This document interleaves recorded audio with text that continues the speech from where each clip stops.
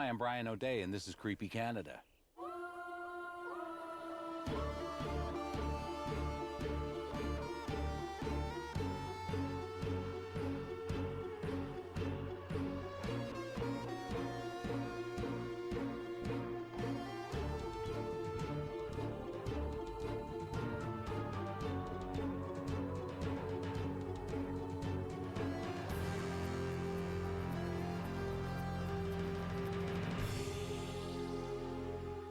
On today's program, we go to Greensburg, Pennsylvania, to investigate reports of Bigfoot sightings and the notion that these creatures arrived here on a spacecraft. And we'll bring you the story of the Dungarvin Hooper, who haunts the woods of Miramichi in New Brunswick, Canada. West Pennsylvania is known for its beautiful farmlands and lakes, but in the early 1970s, this area became known for something else, an outbreak of UFO sightings that has never been rivaled. And coincidentally, something else made an appearance in the Pennsylvania woods. The two events established a link between UFOs and Bigfoot that had never been dreamed of. How the events of 1973 unfolded pertaining to the Bigfoot outbreak was that I had received a call from a relative of this gentleman who had been the witness to this event. And what I learned was that on this particular night, this gentleman was shaving, and he was in the bathroom, he was cleaning up, and he turned around, and for whatever reason, he was looking at the window, and at the window were these two large glowing red eyes that were staring at him.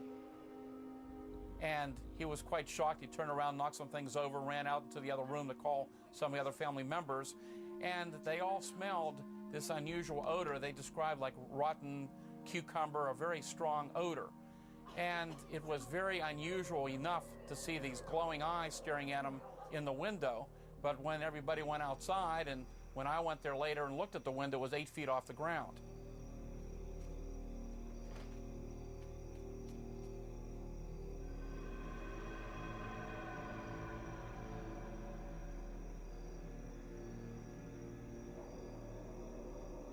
So what was it that was so tall that it was able to get its eyes up to that height?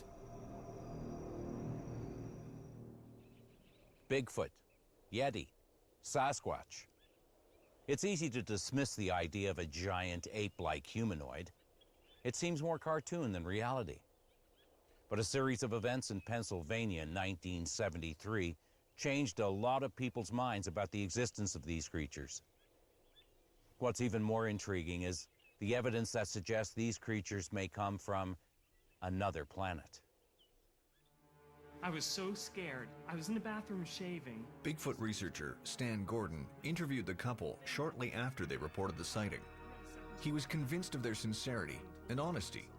They had clearly experienced something terrifying. Similar, and I didn't believe it. As further proof of what they'd seen, they called in their son, Come in here, please. who claimed he'd seen a monster in the nearby woods. Sometimes, and I didn't know what to make of it.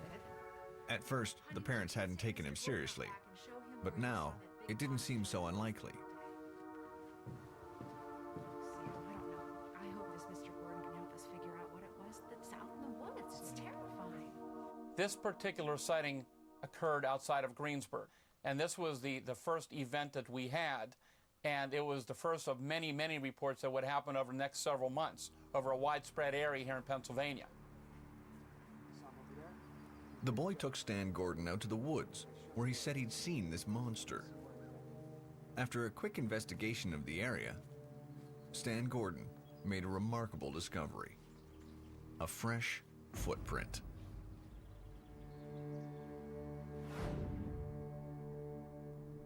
The boy said he'd been walking home, taking a shortcut through the brush, when he heard what he thought was a deer in the bushes. He threw some sticks into the bushes to try and flush the animal out. But what appeared was no deer. It was a creature, at least 8 feet tall, carrying a fence post. He stood over the boy, who was frozen in terror at what he was seeing. Apparently more curious than angry, the creature turned and walked off into the woods.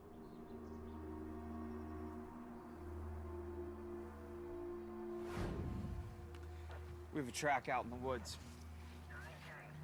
Oh, you have something back there? For Stan Gordon, the footprint would be an important piece of evidence.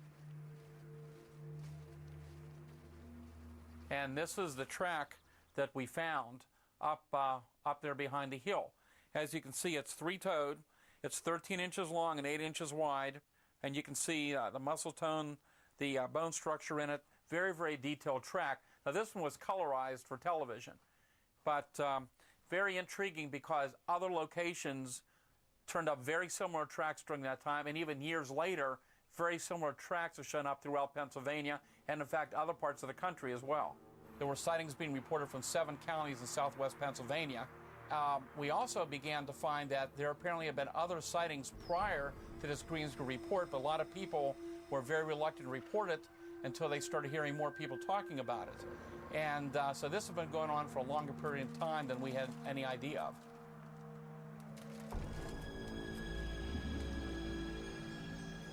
I was in the bathroom shaving. For Stan Gordon and his team, the incident at Greensburg, Pennsylvania was just the beginning, and they had more questions than answers.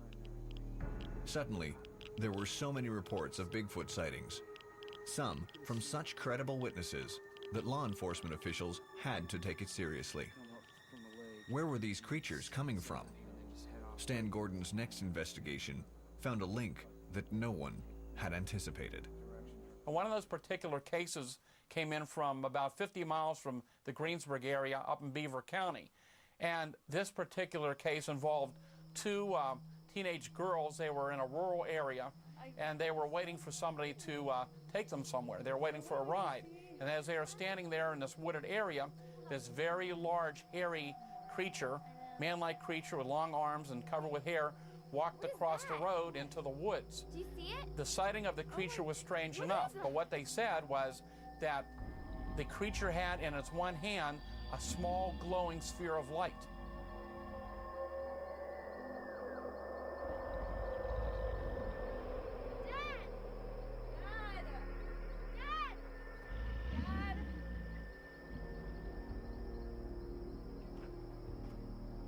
They talked to the one girl's father, and according to them, he went down into the woods, was down there for quite a while.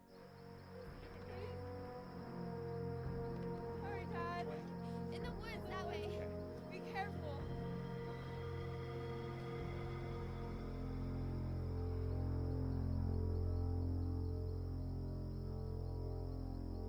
While this was all going on, an object came across the sky, hovered over the area, and projected a beam of light down into that wooded area. What is that? Oh my gosh. So here again is something very intriguing. You've got a creature carrying a glowing sphere of light and some unusual object in the sky projecting a beam of light down in the same general area. And this began again as one of a number of cases we are to investigate that began to make us wonder what it was we were dealing with. Dad! Come back! According to one of the researchers that looked into the case and having talked with the 2 young women who were involved, apparently when the father went down on the woods, he was down there for a period of time. When he came up, he appeared to be somewhat shaken over the event. And when he came back out, he really didn't want to talk about it, and he basically said he didn't want anybody going down into those woods and that some things are better left alone. And it was actually the first case that I recall during that time where people reported both a UFO and a Bigfoot at the same place and time. In some other instances during this wave of sightings in '73, we, for example, in a particular area, we'd have a UFO sighting, and then sometimes within hours or days later, we'd have a Bigfoot show up and vice versa.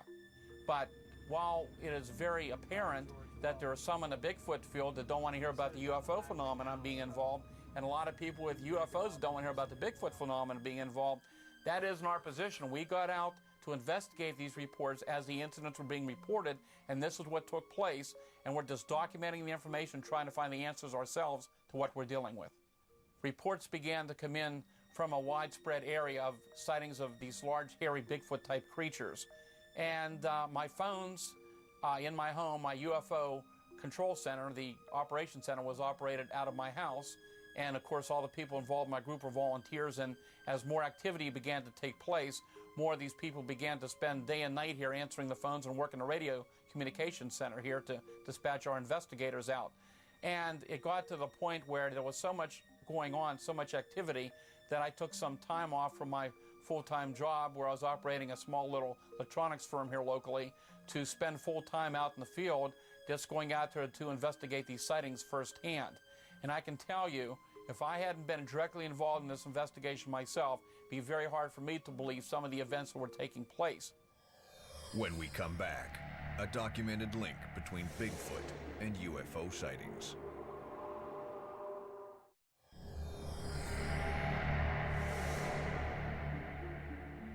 Between June 1973 and February 1974, there were an extraordinary number of UFO sightings in the skies over Pennsylvania.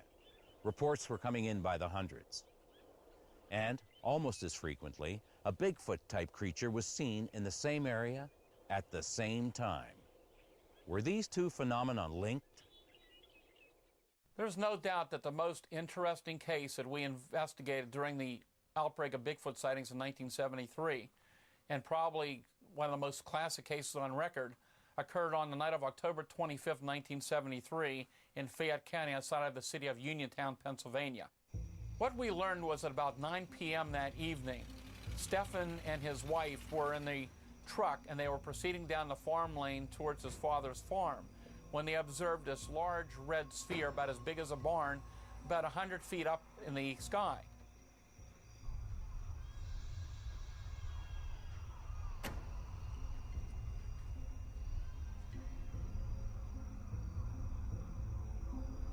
And as they got closer, they realized some other family members were seeing it. They called up to a neighbor, and the neighbor and their family went outside. So totally about 15 people observed this large red sphere that was slowly dropping towards the pasture field. So the farmer's son and I believe it was his wife, they went up to the neighbor's house where they all could still see it.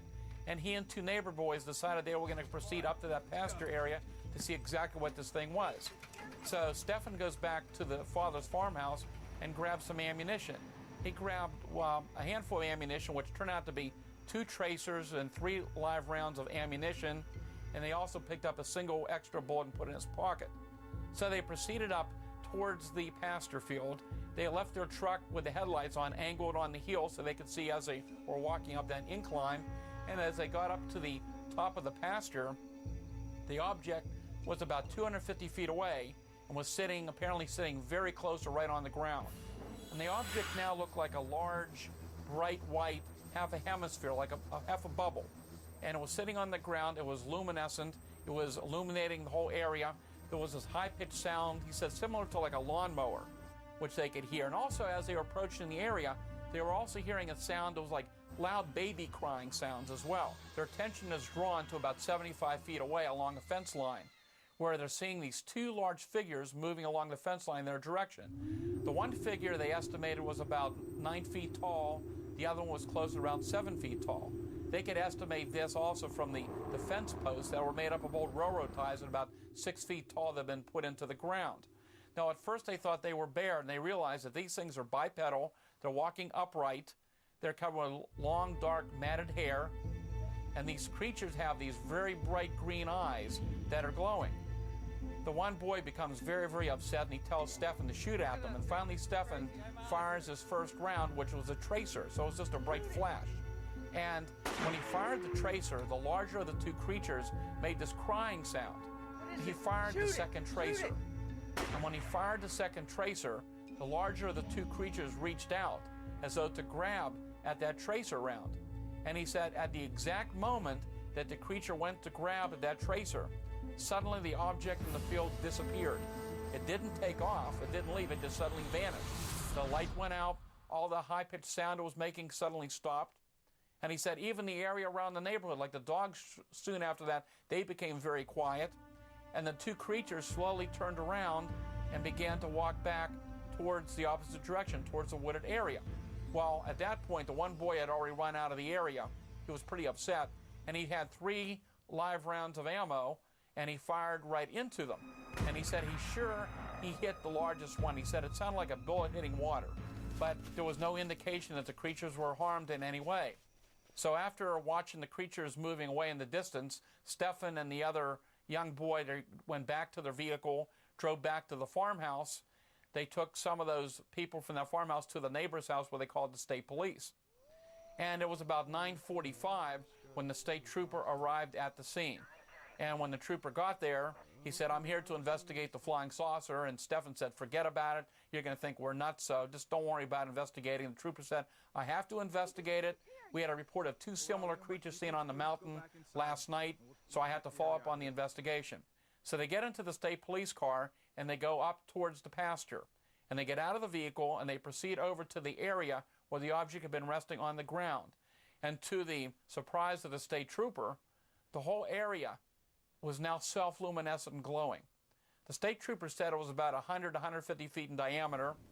The animals, he noticed, wouldn't go anywhere near that glowing area. He shined his flashlight beam down into it, and he said he could barely see the beam of light from the brightness coming off this luminous area. He said it appeared to be a little warmer in temperature inside of that glowing space as well. And he said if he had a newspaper, he could have sat down within that glowing area and read a newspaper from the light that was coming off of it. So he was quite surprised as to what he was seeing and quite baffled about it. And Stefan was getting a little more upset. And at one point he made the comment that, "Look, I don't get paid for being brave. I'm getting out of here."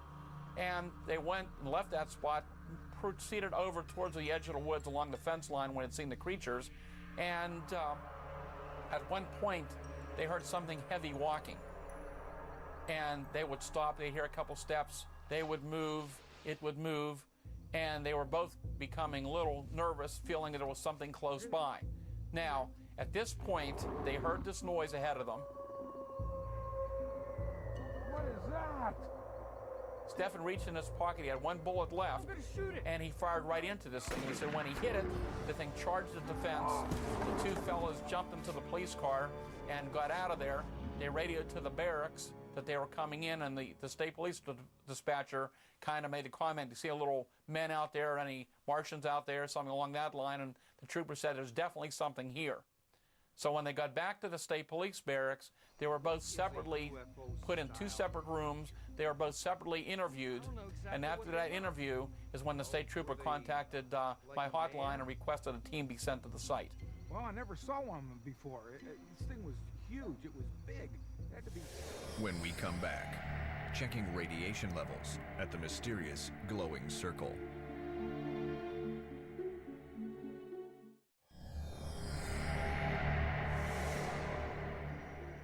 Stefan, a Pennsylvania farmer, had one of the most amazing UFO and Bigfoot encounters in history, and a state trooper had verified the encounter. Now it was up to Stan Gordon and his team to investigate these events. All right, George, well, I'm just headed down the highway.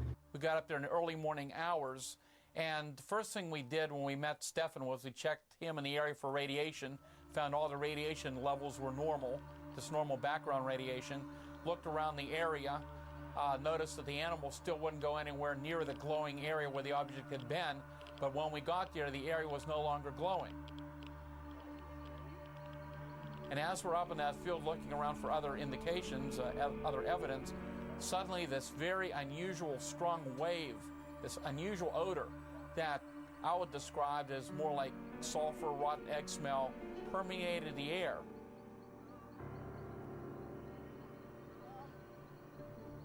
And at that point, we got the witness out of there, and all of us got out of the area, not sure what exactly it was we were going to be dealing with. But this was not the last significant case linking UFO activity to Bigfoot sightings that Stan and his team investigated during this strange 9-month period. There was one other remarkable incident which gave Stan more insight into the nature of these creatures.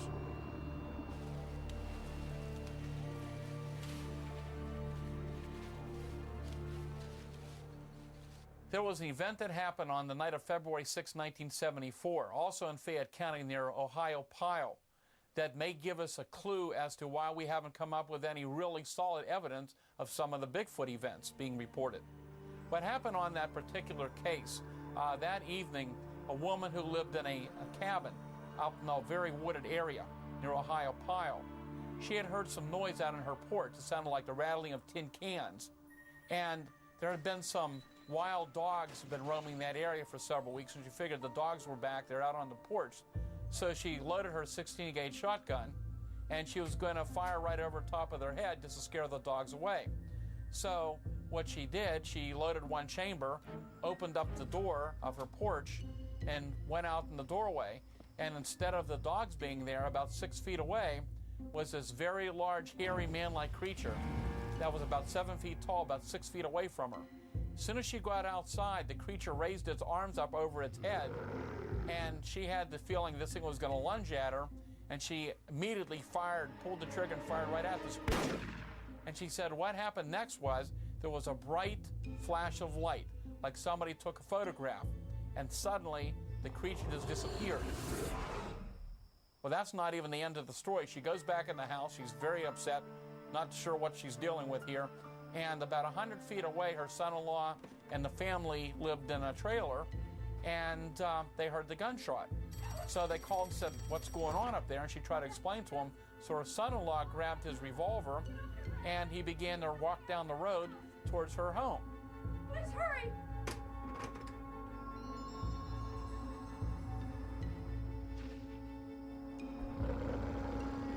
As he got closer to the cabin, he said 4 or 5 of these hairy creatures surrounded him, and he started shooting at them, and he ran into the cabin. Who is it? It's me, let me in. Oh, oh, I got here as soon as I could. oh, I'm so scared. I didn't know what to do. The thing was out there. It was know. just dead. I was so scared. I saw him outside. I shot at him. Oh, did you hit him? Oh, We need to call the police. here. Hold it on.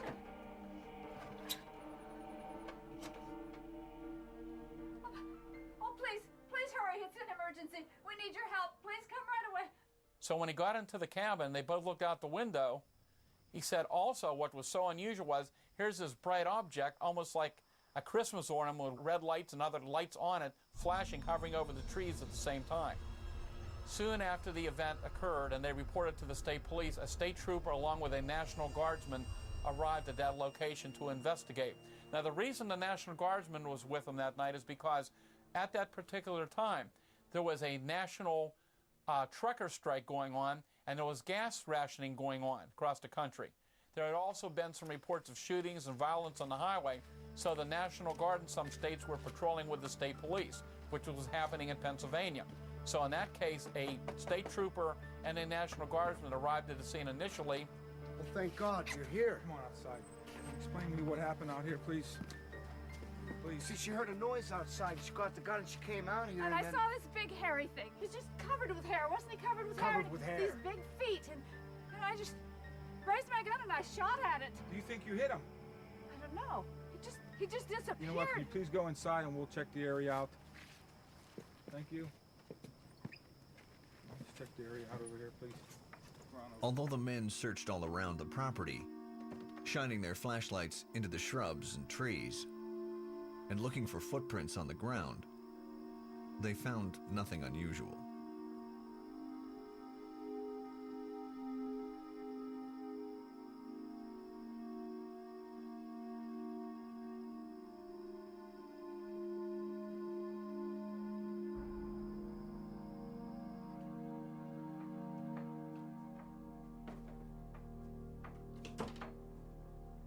Folks, we just did a perimeter check. We couldn't find anything out there, so what I suggest you do is stay in the house, keep everything locked. We'll come back in the morning and we'll do another search around the perimeter. Thank you. Okay, you're welcome. Thank you for coming out.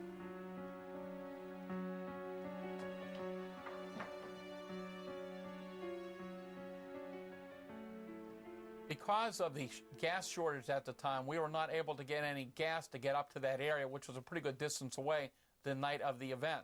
So we got up early the next morning and filled up the car, and we proceeded up towards Ohio Pile. The lady claims that she came out onto the porch and started blasting over this direction. She said she got him, he hit him, but it vanished. But I did find a shot in the tree over there, so let me show you this. All right, come on over here. Found it. We found that pellet, that shot, that she had fired at the creature embedded in one of the trees in the woods nearby. What is it? A bullet hole, right over here.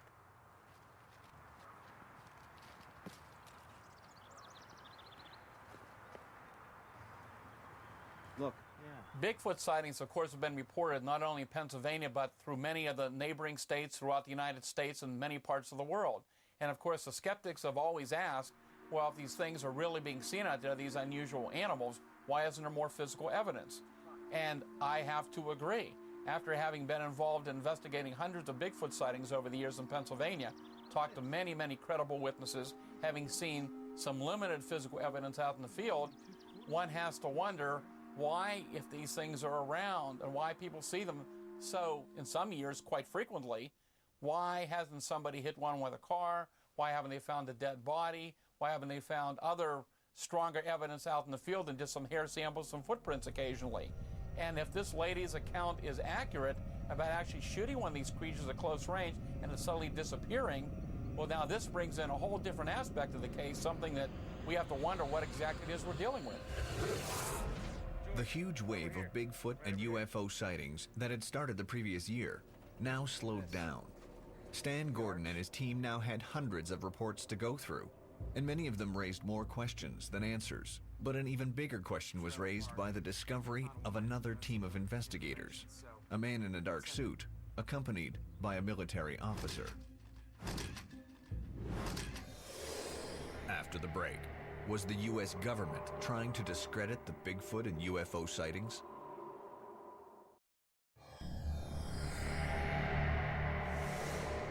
Back in the 1980s, when George Lutz and I were doing a follow-up investigation with Stefan about his event that happened in 1973, a very intriguing detail surfaced as we talked to him that day. We talked about the possibility of doing some hypnosis with him concerning certain aspects of that event back in 1973. He had not been hypnotized by any of our research group or any other people involved in the investigation that we know of back at that time.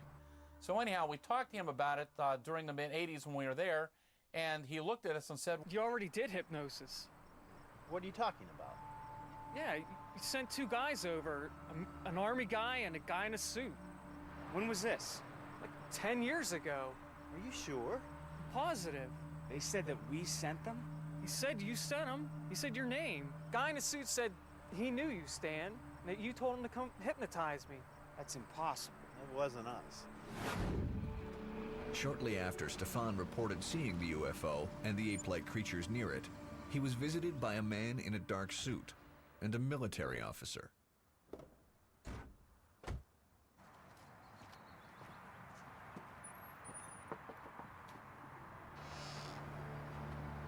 We need to talk to you about this recent UFO sighting.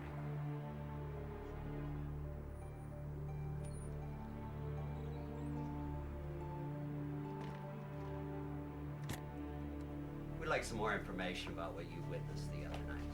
Now, here are a few pictures we'd like to show you to see if anything matches what you saw. During the interview that these two men had with Stefan, one of the men produced a briefcase, and out of the briefcase he pulled out a number of photographs which apparently were very intriguing to Stefan, because there were photographs of unidentified flying objects and Bigfoot-type creatures. We're friends of Stan Gordon's. And he talked to them for quite a while, and then the one gentleman said that they would like to hypnotize him. And I remembered that they pulled a large ring out, and they began to move it in front of his face over and over again, and apparently they did hypnotize him. Backwards from 10. 10, 9, 8, 7, 6, 5, 4. Shoot it! 3, 2, 1.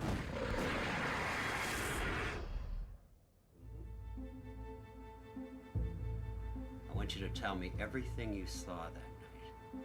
Every single detail. And when that was all over, they said that he wasn't crazy, that he saw what he saw, and that they would be in touch with him again. And that's the last time he ever heard from these people. Thank you very much. We'll be in touch.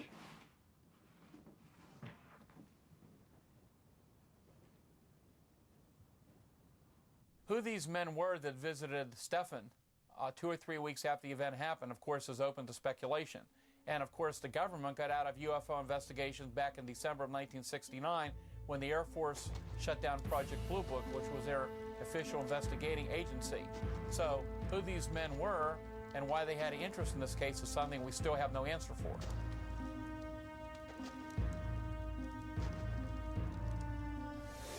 After the break, more evidence of a government cover-up.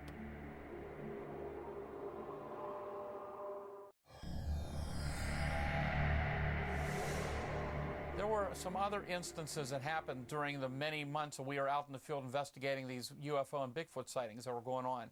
And that particular event that Stefan had mentioned to us that had taken place in '73 where the two men visited him was in fact not unique.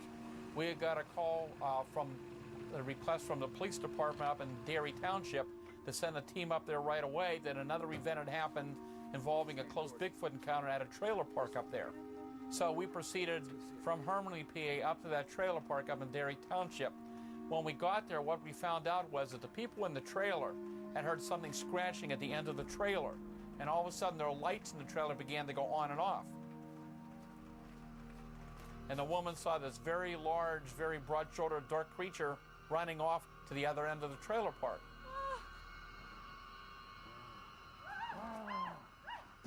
Another neighbor had called her because he had seen something very large by her electric meter.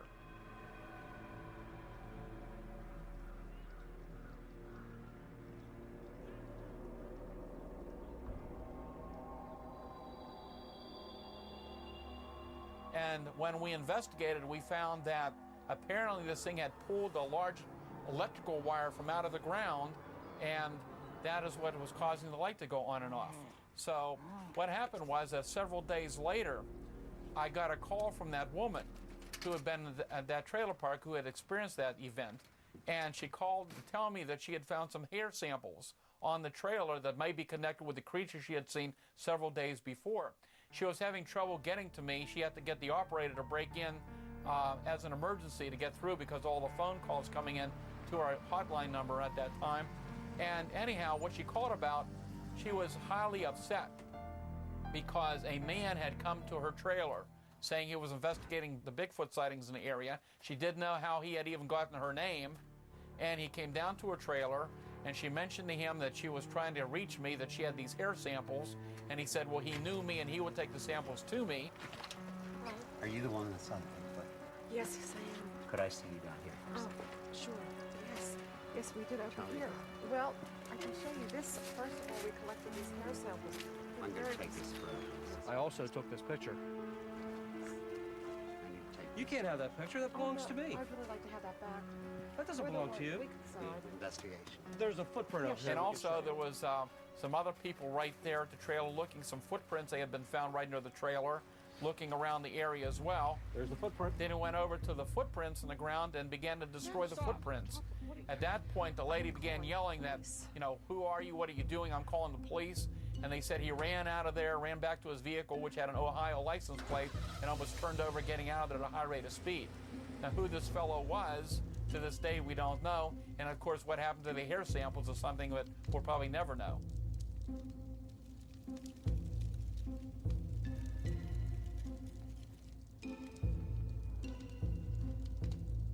The wave of UFO sightings and the Bigfoot events that happened in 1973 were unprecedented. It was just an amazing series of events to live through. If I hadn't been involved out in the field personally investigating many of these cases, it would be very hard for me to accept and believe that some of these things occurred.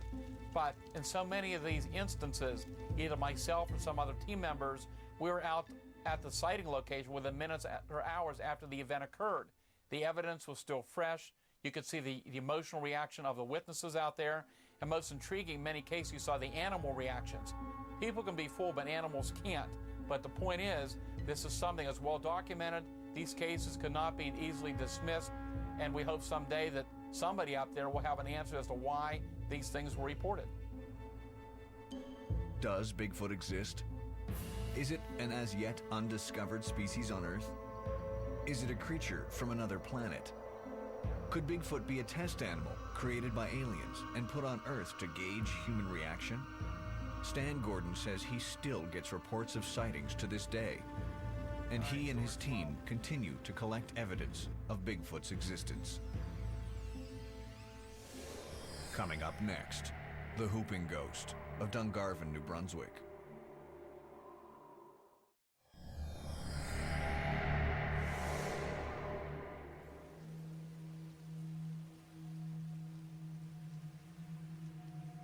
Deep in the Dungarvon woods in northern New Brunswick, there's a ghost whose whooping cries are said to make a man's blood run cold.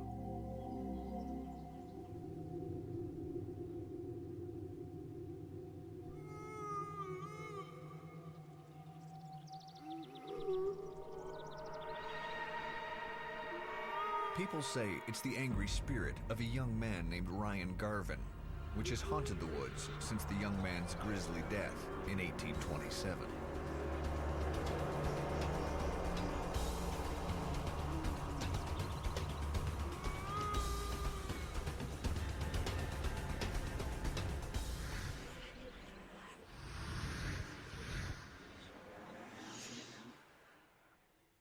The Dungarvin Hooper has probably been the best-known ghost in this area of the Miramichi in New Brunswick for more than a century.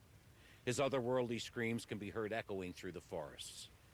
Some say it's the dying screams of Ryan Garvin, seeking revenge for what happened to him was horrible then, as it is today. In the early 1800s, there was an insatiable demand for lumber to supply the maritime shipyards. Lumber camps sprang up all along the Dungarvon River. The loggers were men of all backgrounds, from farmers to ex-convicts. The men worked under dangerous conditions and spent their evenings cooped up in cramped cabins, often drinking and gambling away their wages. In 1827, young Ryan Garvin was hired on as a cook at one of these camps. A quiet man who kept to himself, Ryan didn't drink or gamble. He saved his wages to pay his mother's medical bills.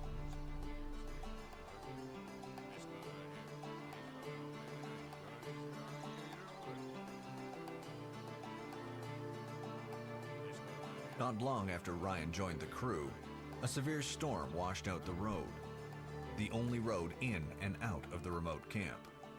Food supplies were very low, and nothing could get in. The lumberjacks, hungry after a day in the woods, grew irritable and aggressive and began to turn on the camp boss. One man even threatened that if he didn't get meat that very evening, he would kill and cook the camp boss.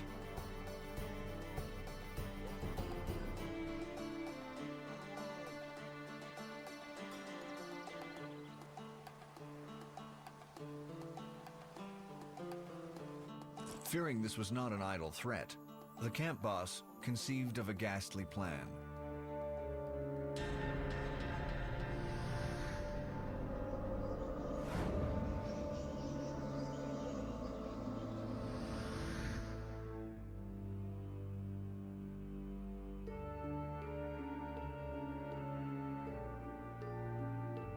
Alone with Ryan at the camp, he called to the reclusive young cook to meet him at the back of the cabin.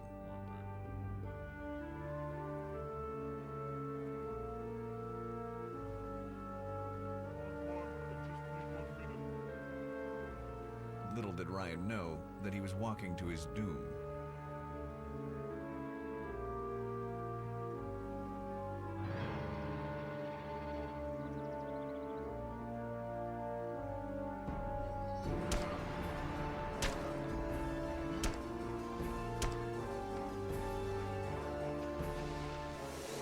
After the break, a grisly meal for an unsuspecting crew.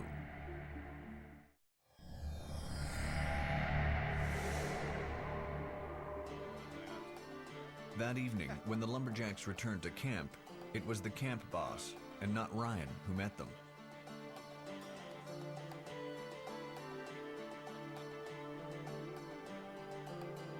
The aroma of meat stew wafted through the air. The camp boss told the crew that Some supplies had been brought in by a messenger who had come to call Ryan home to tend his dying mother.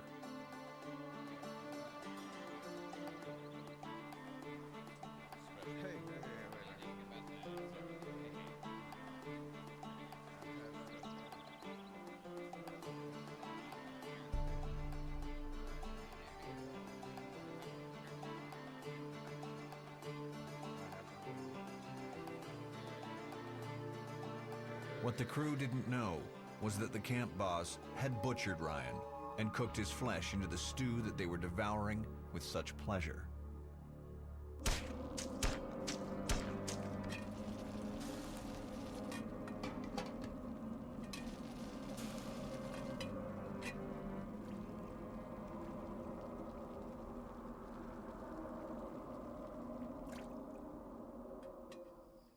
Later that night, the men were awakened by a horrible whooping sound coming from outside their cabin.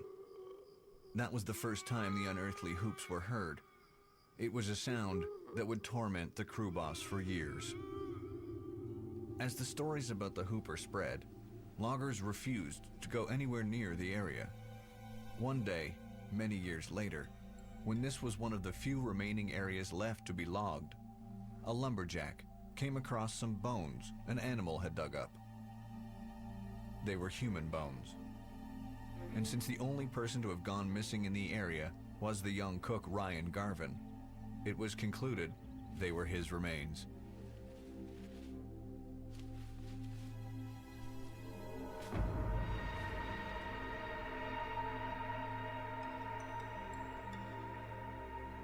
Everyone thought that if the remains were given a proper burial, the awful whooping might stop. The logging company, wanting to end the superstition, brought in a priest to perform the rites. But the whooping did not stop. Indeed, it may have gotten worse.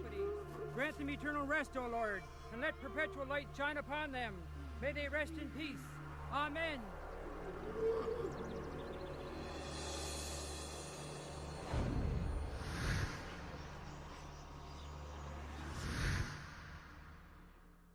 Well, my grandfather was a logger for many years, and he used to tell us some pretty crazy stories, but the craziest would probably have to be about the Dungarvin Hooper.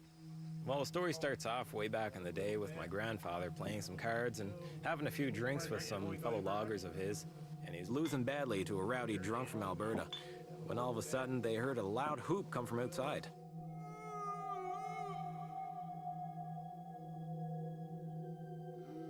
So when they hear this noise getting louder and louder, trying to figure out what the whooping is, everyone's scared, except for this loud, obnoxious guy. What's this? It's the Hooper. The what? The Dungarvin Hooper. You never heard of the Dungarvin Hooper? You've heard of the Hooper. No, I never heard of the Hooper. It's the young camp cook Ryan. He was killed back in the 1800s by his crew boss. He still haunts the woods in this camp all around this area. And that's what that noise is supposed to be? Yes, that's him right now. Right, that was him now. Yes, that was him. And you guys believe that foolishness, do you? Oh, gosh. The noise is so loud, it seems like it's right outside the door. So this loud, obnoxious guy, he figured, well, hey, you guys are all afraid of it. I'm going to go right outside and figure out what it is. So he just grabbed his whiskey bottle and heads out the door. He's still calling them all chickens, and he's even making fun of the whooping noise. He's just yelling back, just whooping at it. Come. Yeah. Come on out, guys. Come on. We gotta find the whooper. Come on, you bunch of chickens. Come on. Whoop, whoop. Come on, guys. Whoop, whoop, whoop. And he's just venturing off darker and darker, and he's still whooping. And then all of a sudden the whooping stops. And he hasn't been seen since. So as the noise ends, everyone inside the cabin's trying to figure out, well, where's this loud, obnoxious guy? He just disappears like that. So they want to venture outside, but they didn't want to go too far. They didn't want to venture off into the woods because they don't even know where this whooping sound's coming from.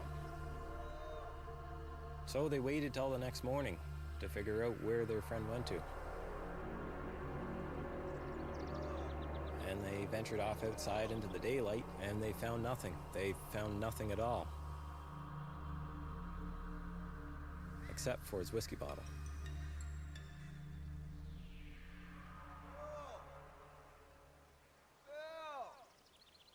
And still to this day, my grandfather swears that that night, that was the Dungarvin Hooper, that was hooping. He swears that that's what it was that everyone was afraid of. And that's how his friend disappeared. And still to this day, he will never go back there, day or night. What is it that the Dungarvin Hooper wants from those who hear his cries? Revenge? Justice? Or is his hooping a reminder to those who venture into the backwoods of New Brunswick of how far some might go for the taste of flesh, even human flesh?